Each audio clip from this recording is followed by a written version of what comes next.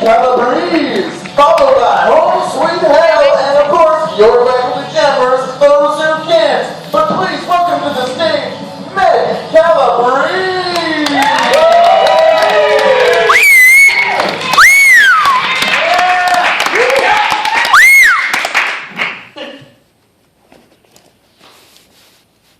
When I say the phrase honors English, what year comes to mind?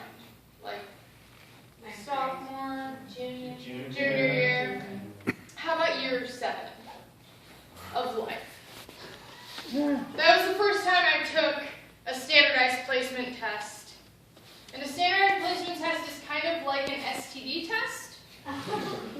The more positive the result, the more difficult the rest of your life. Except for with standardized placement tests, the teachers tell you that the results don't matter at all. And the thing about teachers is when you're 7, you believe everything that they say. At least if you have a positive STD result, there's like treatment options. Yeah. Unless you don't have insurance. Obama's like into that stuff, so. Yeah, but the real reason we took standardized placement tests is because they wanted to separate the smart kids from the other kids who could just stay being 7. So somehow I got filtered into the smart kids, and we were led by this 7-foot-tall she-beast who was rocking high heels the whole time, and her name was Miss Westerland. And you might be thinking, oh, Meg, she's gifted, she's smart, she should totally be an honor student. No, not the case. I was the girl who brought a jar of marbles to show and tell. And when my teacher asked me, Meg, can you spell the word marble? I peed my pants. I think I got like my smarts from my dad, because there was this one time I asked my dad, hey, could you help me out with this math problem? And he was like, oh, sure. You just write it bigger. And then he got out a piece of paper and he wrote it bigger. So being in this honors class made no sense to me at all, but I had no other choice.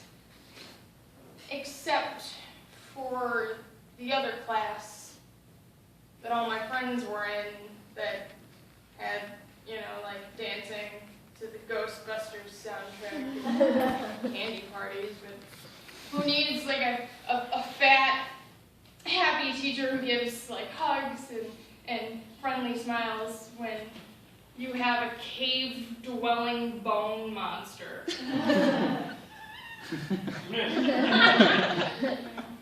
Who says things like, your incompetence is profound.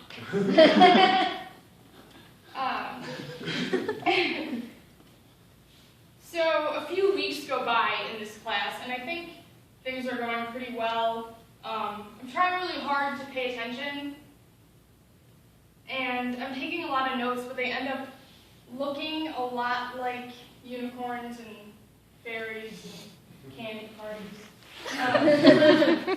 And then comes the fateful day that Miss Westerland says we are going to have our first presentation. And it's the first presentation I've ever had in my entire life. And the assignment was we were going to make a visual aid of something that we were interested in. And I was so excited. I was like, finally, I can make something that means something to me and I can show it to my class. Something that means something to me that I really care about. Not something that means something to my dad, because I love WXRT radio host Terry Hemmer.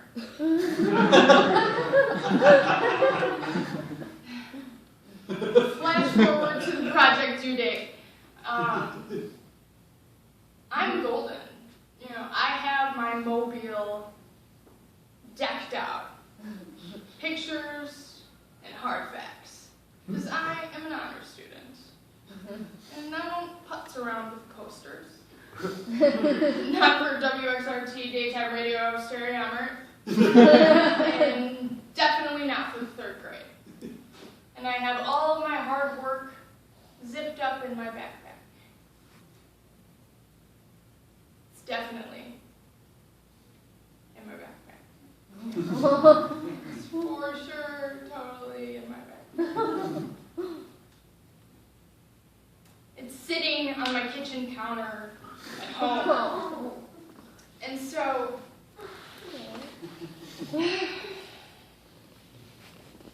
fear not. I have the problem-solving skills passed down from my father. And I have proof that I'm smarter than those fun-loving, candy-eating, ghost bus dancing 7-year-olds in the other classroom. I have a plan.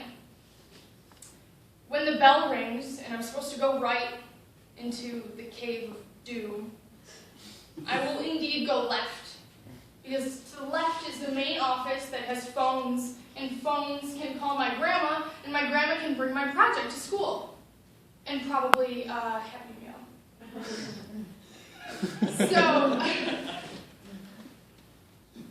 So I'm waiting on the bench for my project to arrive, and I'm feeling, like pretty good about myself. It was kind of like a little heist, And there was no way my plan could be foiled, of course. Until Miss Westerland stuck her great horned head out into the hallway and just looked left and saw me sitting on the bench. And I did not anticipate this at all, because I assumed she would think, oh, Meg's absent, because that happens, obviously. But no, as she started walking towards me, I thought, okay, this will be fine. I'll just say, this is what's going on, and she'll be like, oh, okay, and we'll move on with our lives. But as she started walking towards me, her high heels hitting the floor started to sound like cloven hooves.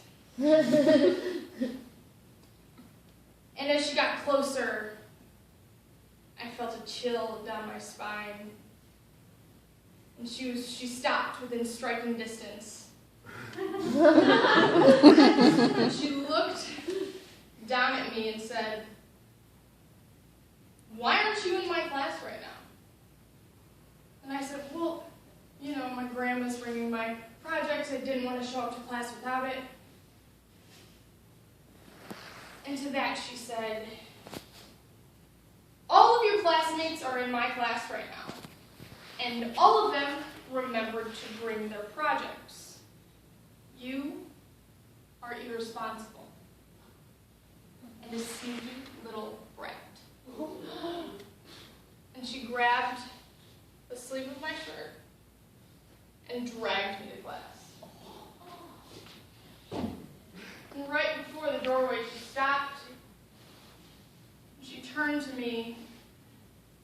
She squatted down so that I could see directly into her demonic eyes. And she said to me, "You are the worst student I've ever had."